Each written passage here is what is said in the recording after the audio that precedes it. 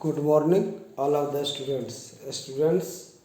Corona काल के बढ़ते केस हैं और बढ़ने के कारण बहुत ज़्यादा ही स्थिति खराब है। तो आप लोग भी घर पे ही रहें, घर के बाहर नहीं निकले और घर के अंदर ही स्टडी करें। इसीलिए हमने ऑनलाइन क्लास की व्यवस्था की है।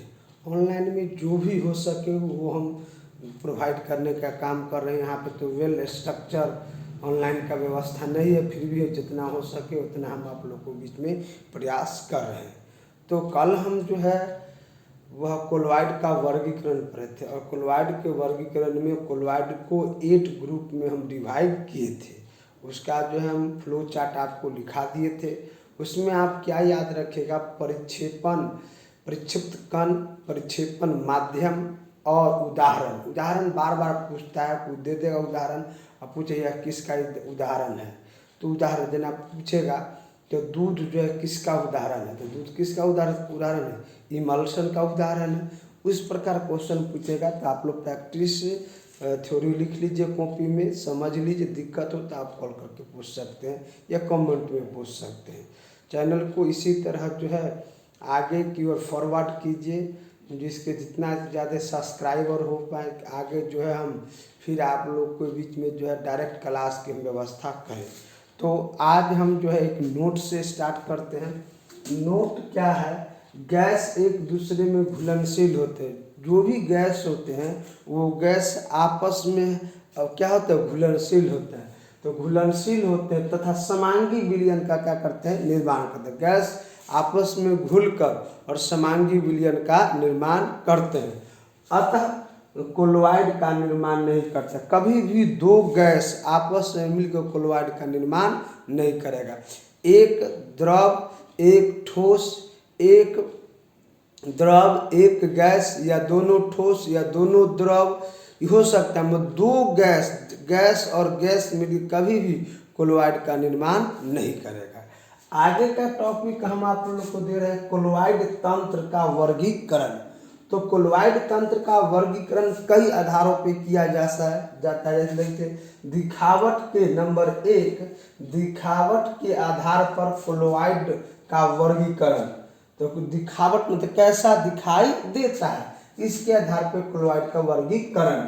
यदि कोलॉइड तंत्र द्रवीय दिखाई देता है तो उसे सॉल्व कहा जाता है।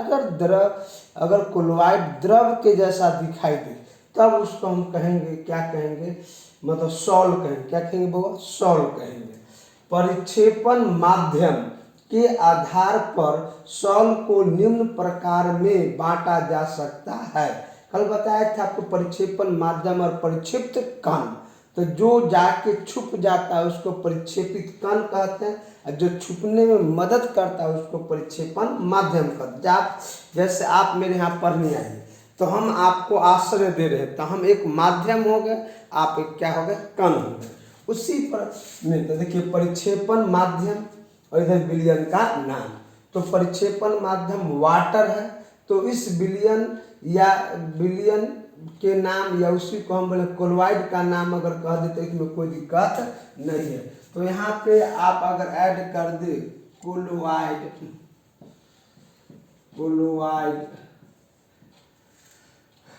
का नाम, कोलॉइड का नाम, इसमें भी कोई दिक्कत नहीं है, ठीक है। तो परिक्षेपण माध्यम या उधर विलयन का नाम या उसी को बोले कोलॉइड का नाम।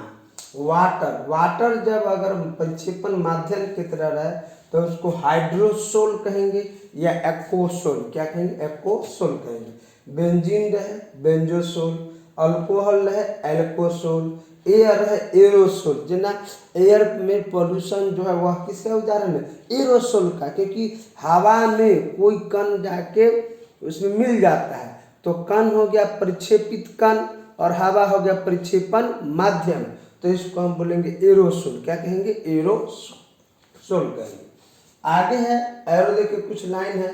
कोलॉइड तंत्र अधिक दृढ़ संरचना हो तो उसे जेल कहा जाता है। अगर कोलॉइड जो हो ज्यादा दृढ़ हो, रिजिडिटी क्या हो, ज्यादा हो, तो उसको हम क्या कहेंगे, जेल कहा जाता है। जेलेटिन एक पदार्थ है जिलेटिन सॉल और जेल दोनों की तरह कार्य करता है।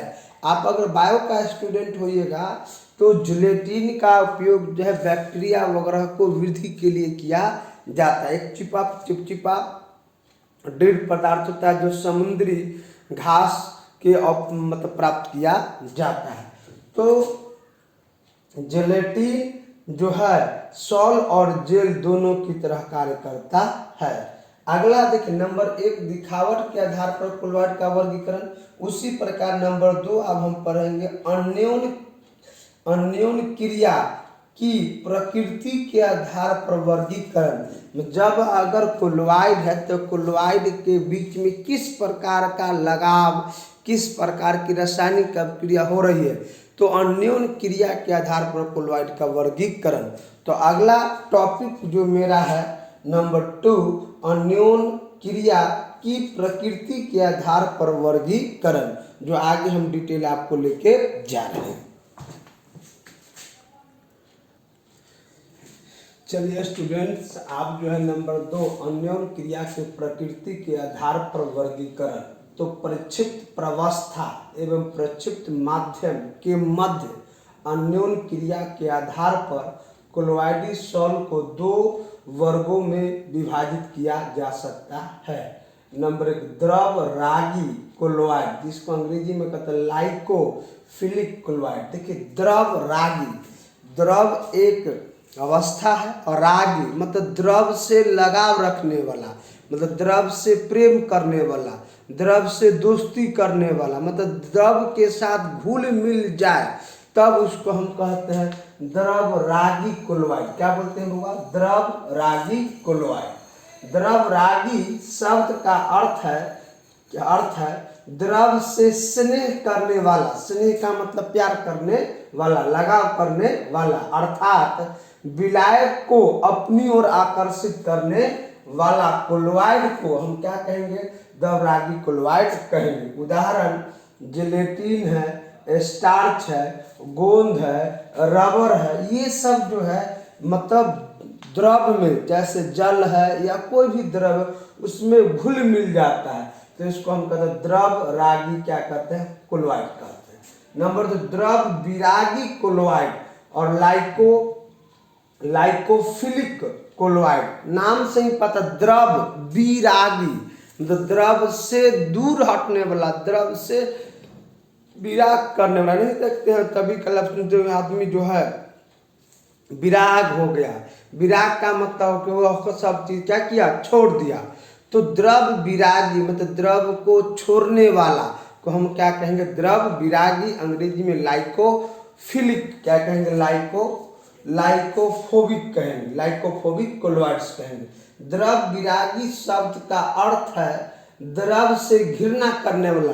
अरे जाओ तुम हटो, तुमको हम नहीं अच्छा नहीं लगते हो, तो घृणा करने वाला, अर्थात विलायक के प्रतिकर्षित करने वाले, विलायक को दूर कहा तुम हटो मेरे पास नहीं है, द्रव को प्रतिकर्षित करने वाला क्लोराइड को हम क्या कहेंगे? द्रव विरागी क्लोराइड कहेंगे। उदाहरण धातुएं एवं उनके सल्फाइड। कोई भी धातु हो या धातु का सल्फाइड हो, जना PbS जिसको बोलते हैं गैलेना, तो PbS क्या है? मतलब सल्फाइड है। ZnS जिंक सल्फाइड, ये जिंक सल्फाइड ये भी क्या है? मतलब जिंक का सल्फाइड है। तो धातुएं एवं उनके सल्फाइड किसके उदाहरण में आ जाते हैं? द्रव विरागी क्लोराइड के अंतर्गत आ जाते हैं। अगला नोट है, यदि परिक्षेपण माध्यम जल हो तो जल रागी और जल विरागी नामों का प्रयोग किया जाता है। देखिए जल अगर विलायक परिक्षेपण माध्यम के रूप में रहे, तो जल अगर परिक्षेपण माध्यम के रूप में रहे तो उसको जल रागी शब्द भी बोला जा सकता है और जल विरागी शब्द भी बोला जा सकता है। जैसे माने जल में कोई चीज को रखे और जल में वो घुल मिल गया, क्लोराइड का निर्माण कर लिया, तो उस क्लोराइड को हम मतलब जल रागी क्लोराइड कहेंगे। अगर जल में कोई चीज को डाले और वह जो है उसमें घुला मिला नहीं, उसके जो है दूर हटना चाहता है, तो उसको हम कहेंगे द्रव विरागी क्लोराइड मतलब जल विरागी क्लोराइड। तो जल के स्थिति में जल रागी शब्द भी यूज किया जा सकता है और जल विरागी शब्द भी उपयोग किया जा सकता है। अब हम लोग का हेडिंग रहेगा द्रव रागी और द्रव विरागी कोलोइड के बीच में अंतर। मतलब द्रव रागी और द्रव विरागी कोलोइड के बीच में क्या अंतर है, इस अंतर के बारे में हम आगे स्टडी करेंगे। तो अगला टॉपिक हम लोग का यही रहेगा। आप लोग जो है राइट डाउन कर लीजिए, आगे हम डिफरेंसेस बता रहे हैं।